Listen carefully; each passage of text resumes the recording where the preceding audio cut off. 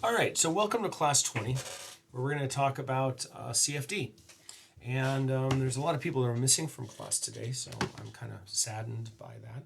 This was a great lecture, but we'll see. I took attendance. So here we go, CFD. We're going to break things into little grids and use those grids as a means to try to solve the Navier-Stokes equation. So it's funny because he looks mad at him. One of the important aspects we might be on the lookout for is the so-called boundary layer. And things that happen inside the boundary layer can be quite complex, especially if it's a turbulent boundary layer.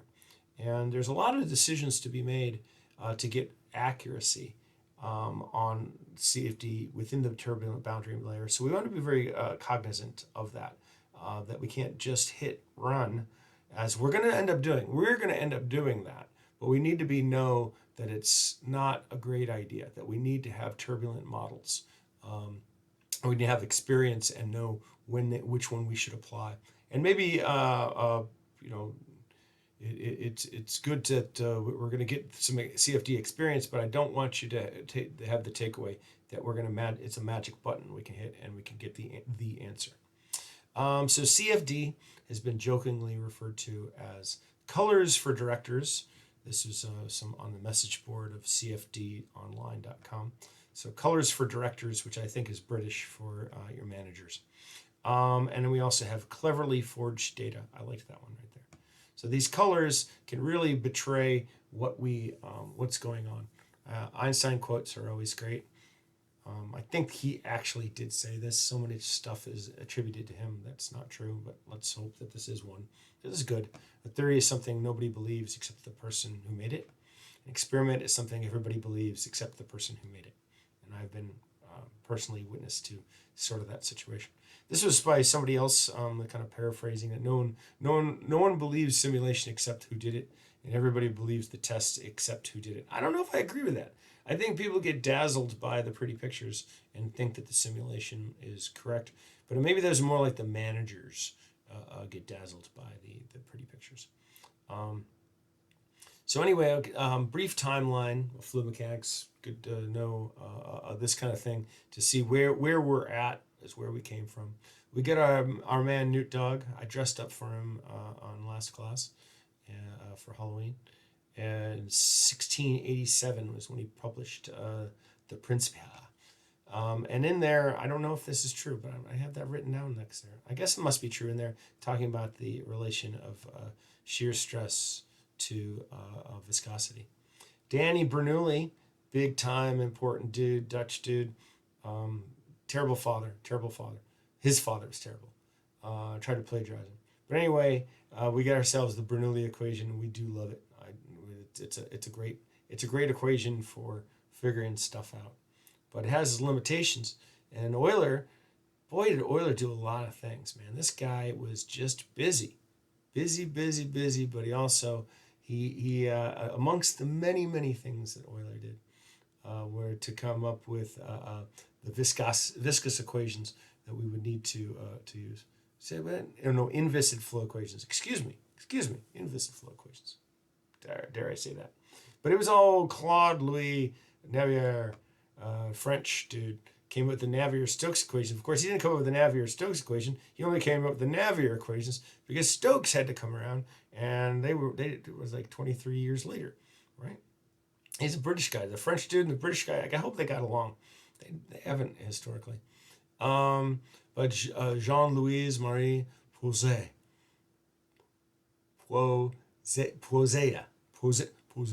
I listened to the internet, some pronunciations from French people speaking it, and I still never really could figure out how to pronounce that. But that's okay. It's my fault. Anyway, we just showed in the last class a derivation, or we referred to a derivation of the Navier-Stokes equation, not a derivation, but a solution where he canceled out a lot of things. He did cylindrical coordinates inside of a pipe to get what the velocity field looked like. Couette, he also did a nice derivation there. Not a derivation. Once again, it wasn't a derivation. It was a solution to the Navier-Stokes equations. And he has a flow named after him of a moving plate, uh, um, moving with a fluid trapped between it and a stationary plate.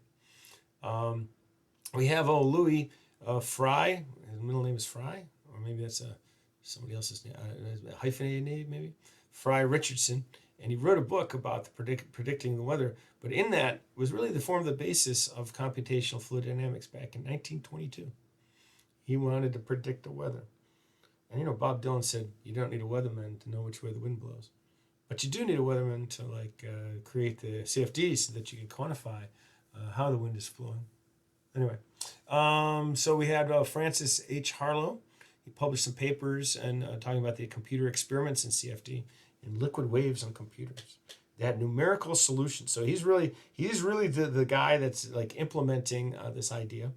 And then we had software coming out in 1974, some first CFD codes, and Fluent, which is one of the big names in CFD, and Star CD, also a big name in CFD. So there's a little bit of history. We can see kind of like this is where we came from and where we ended up today. So there's three main elements to CFD, and it's the preprocessor, the solver, and the post-processor.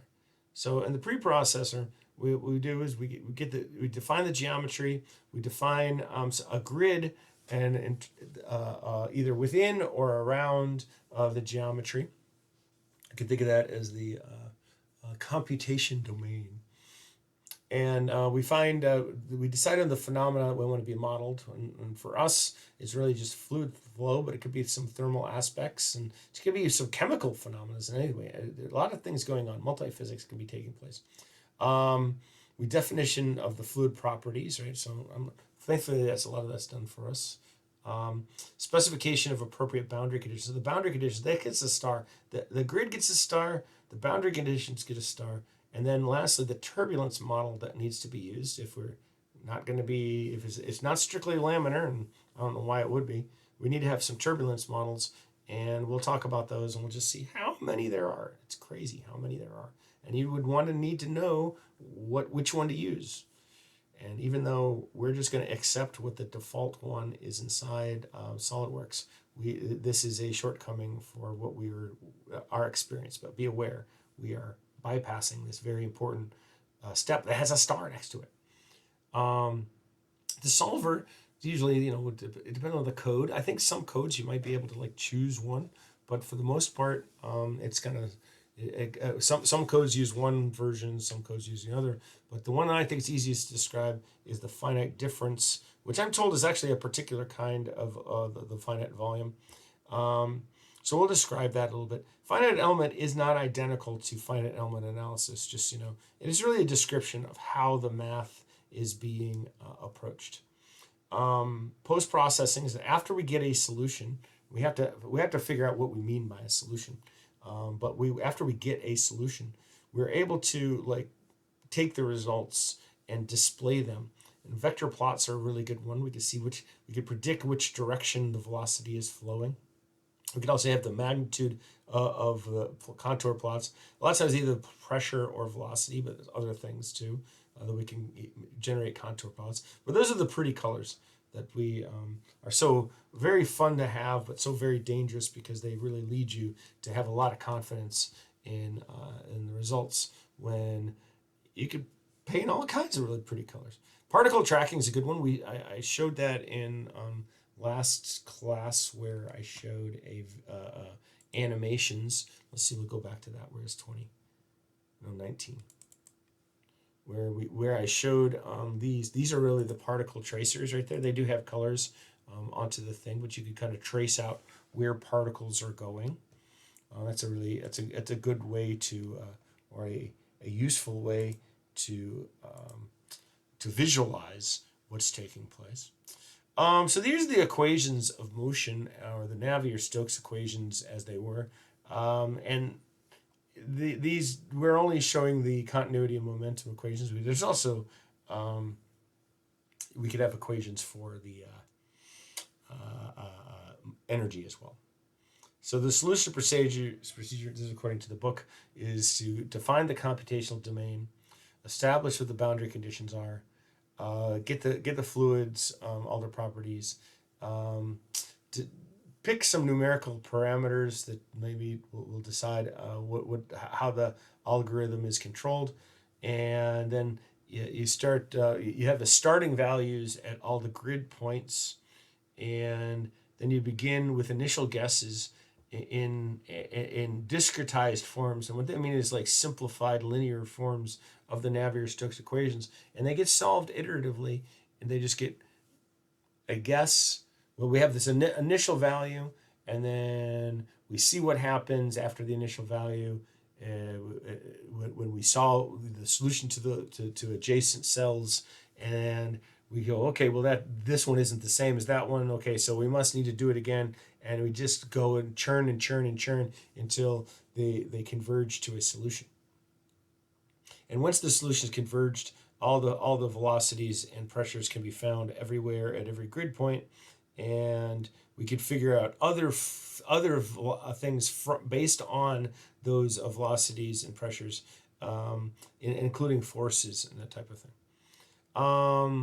I didn't say anything too much different here. Is that to build the model, like maybe I use SolidWorks or something else to make an let's see, we define a boundary condition. So how far away from your geometry do you want to consider your control volume? And that's for an external flow. I should point out I'm kind of like, that's the one that I knew how to do at the time and still know.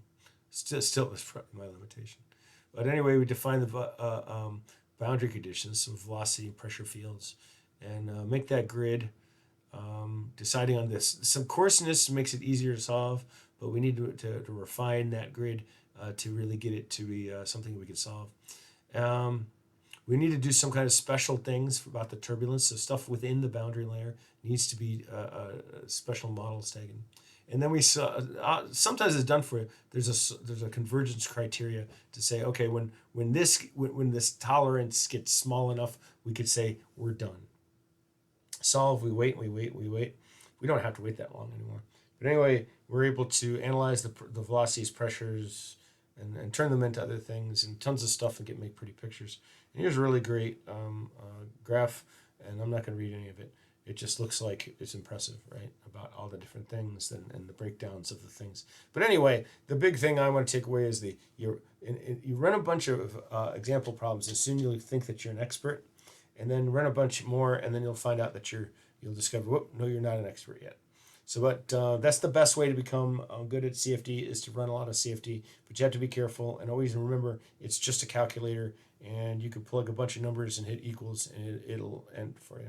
So, some things that we want to consider as young CFD users is to be aware that the grid is an important thing to is one of the main things that we have a control over, and making a finer grid will result in I'm going to say not better results, but they have a tendency to make better results. Finer is better, but can really slow your machine down.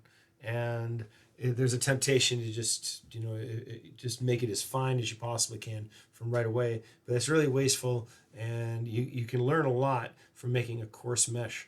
And a lot of times it'll crash and that kind of thing with a fine mesh. So the best procedure is to take a coarse mesh and then slowly refine it and see what the results are. And hopefully you can find some amount of convergence in that respect, right? Every one of these things is going to converge to a solution. But then you can also, on top of that, try your own convergence type of exercise where you see what the results are with a very crude mesh, and then improve the mesh, and then maybe improve the mesh, and see what the effects are. And if you start to get the same results or get acceptably close results to after that, you don't need to refine it any further because it would be wasteful. And often you want to run a lot of runs, so it's in your best interest to have a small model that you could run quickly. So, but the first thing you should do is try to figure it out. Now, some of this might be somewhat old information. There used to be a whole lot of problems with non-rectangular grids and elements in FEA, I know for sure, but they've improved the code so much that you can get away with a lot more triangular stuff. And but you still don't want to have skewed, very, very highly skewed triangles or quadrilaterals. But you don't need to necessarily do as much as you used to in trying to get these perfectly transitioned from one thing to another meshes. I'm sure it still is good to do that, but it's not like, you know, it's not required. Like this right here would be something that I would used to have to do to try to make from a transition from something circular into something square. There was a lot of effort that went into it. But now it's a lot of the automatic meshers and some of the automatic grid can really do a lot better. My understanding is that CFD is the same way. But there's some benefit to planning things out. So like you can see how crazily planned this one is out around this vein. But this one over here on the right hand side is really kind of where more things are going towards, where you could have this adaptive mesh where the computer will note that you're, you know, that may, you know, it's, you don't have the best optimal spacing between two grid points. And this one looks like it's pretty crazy, right? But it also looks like it has it was influenced by the vortices that were coming off of the back of it.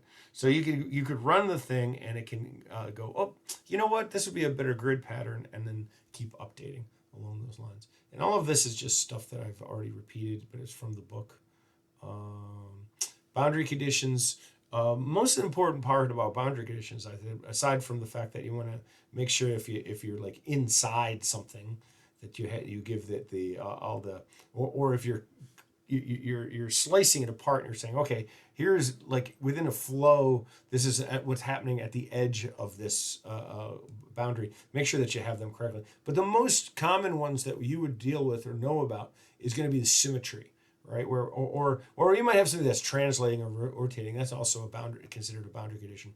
But really the ones where you're using symmetry for something along these lines, and that can really reduce your model size. So if you can use symmetry, and you're using 1/2 the amount of math, and that can save you a whole hell of a lot. I mean, no, I'm not 1/2. Actually, in this case, you're using way less if you could make a two-dimensional thing out of your piece. So the only thing I had left in this is maybe just some mention of the turbulent CFD.